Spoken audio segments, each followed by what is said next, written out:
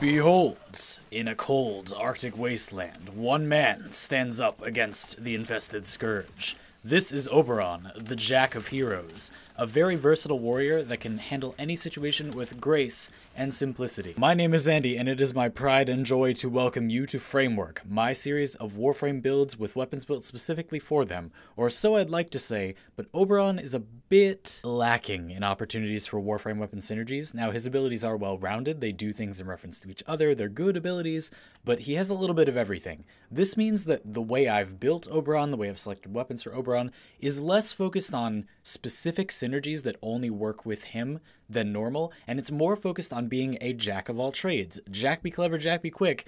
Jack can be an epic hero in any situation with these weapons. But the Jack of Heroes began his journey young and weak. He does not have incredible base stats, so we need to take drastic measures to make him survivable. Using primed flow and quick thinking alongside steel fiber allows you to survive both using your normal health pool, which is higher than average, alongside decent armor, and your large energy pool to make sure you stay alive. And alongside Hunter Adrenaline, your health, which is now worth a lot because of all your armor, gives you a good amount of energy, which will fuel primed flow and quick thinking. Besides that, we have very well-rounded mods here. You don't really need any particular stat. Nothing really helps Oberon that much, in my opinion. If you get a good amount of strength, you can remove all armor from your targets in a few casts of your Reckoning, but I found that was underwhelming compared to keeping your 2 and your 3 active. So let's talk about those. When you enter combat, you're going to use your Hallowed Ground, then you're going to use Renewal. Hopefully your allies will be on it too. This will give everyone health regeneration and some bonus flat armor for the rest of the mission, as you can see. In the top corner, you can see that I have 200 bonus armor and some health regeneration, and we're also going to be using our melee weapon to regenerate our health. Now, you just saw that I can take out my weapons, my different weapons, very, very quickly because I have speed holster. This is important because our weapons fill very different roles, and we want to be able to use them at the right moment. Because all of our weapons have already taken a measure against armor, corrosive projection is only a very small gain. The basic flow of combat is going to look something like this. Open with your Hallowed Ground and cast your Renewal. Now you are tanky enough to wade into the fray and use your melee weapon to restore your health with healing return. As long as you keep getting little bits of health, you'll be able to get little bits of energy with Hunter Adrenaline, which will fuel primed flow and quick thinking to keep you alive. You have very good armor, so it will take enemies a good while to tear through your normal health, but your gigantic energy pool is really where your survivability shines. So our melee weapon is really important, and we're using Nami Skyla Prime to achieve this magic. This build is specifically designed to be used alongside Hallowed Ground. That's going to give you a radiation proc on every enemy you fight, which means Conditioned Overload and Healing Return are primed before you start attacking.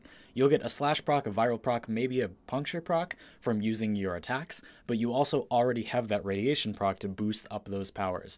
Otherwise, this is a normal Conditioned Overload Blood Rush build, but we have omitted Organ Shatter to make room for Healing Return. Organ Shatter would still be a damage increase on this weapon, but it's not a bigger damage increase than any of these other 7 mods, and because it doesn't give you as big a bonus on this weapon due to its lower critical multiplier than on similar weapons, it's a great weapon to spare that mod and use Healing Return instead. Carving Mantis is a very powerful stance, but the way you use perhaps its best combo is a bit strange. You have to attack to the left, not like combos where you attack to the forward or back. It's not just to the side, you have to go specifically left to get this combo. It ends in that slash from both sides that's very, very powerful, and it has a nice quality of life feature where once you start doing it, you can stop going to the left and you will continue to repeat the end of the combo. So that's what I recommend you do. Start by attacking to the left, button mash to the left, and then you can move in any direction you want and you'll continue to do that powerful slice through attack. But if you see a bunch of heavy enemies, I don't necessarily recommend that you charge right into the fray. You can prepare for combat using the Heck.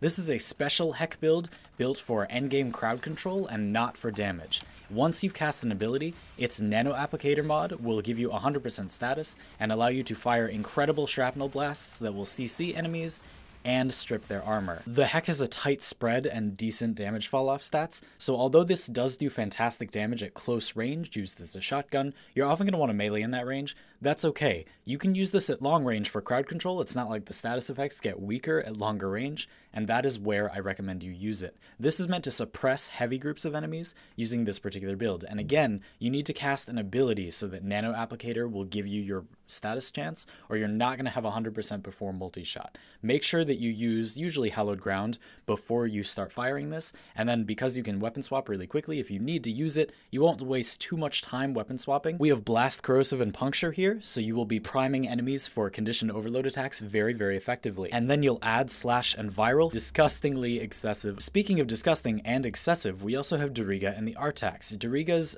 precepts may give you an electricity proc as well, and the Artax will guarantee a cold proc. If you're fighting a boss, it's not really going to be a big deal. So as I said earlier in the video, because Oberon is not high on synergistic abilities himself, we're mostly trying to fill out his combat spaces. We want an option for long-range focus crowd control, an option for close-range armor stripping, an option for close-range health restore, as well as cleaving through heavily armored enemies. We want an option for medium-range cluster crowd control in Reckoning. That's when I recommend you use Reckoning.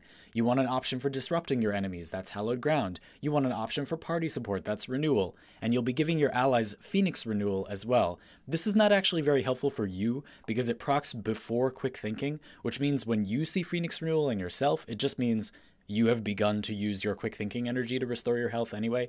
This isn't actually helpful for you, but it does benefit your allies a lot. Anyway, so the point is we've filled out all those combat spaces, but there is one more that we need. We don't have anything with high fire rate, so if we see like a nullifier or something, not a good time. That's where the Pandero comes in. This will allow you to DPS targets from long range, since it has these powerful single shots with good accuracy and good fire rate, but it also has that Fan the Hammer alt fire for nullifiers, just in case you want to wipe them out really quick. Because I'm interested in priming my enemies with statuses when I'm using this loadout, I've balanced my heat and corrosive damage where normally I'd probably just go for dual stat elementals, because I want to get a heat and corrosive proc. I want to get all of those statuses, and as you can see, a couple of nullifiers ain't no thing. Just Fan the Hammer. Get him out of there. Get him out of there. Although it is worth keeping in mind that this build is not that vulnerable to nullifiers. If you jump into a bubble, all you have to do is recast your Renewal on Hallowed Ground outside once you're done killing the nullifier.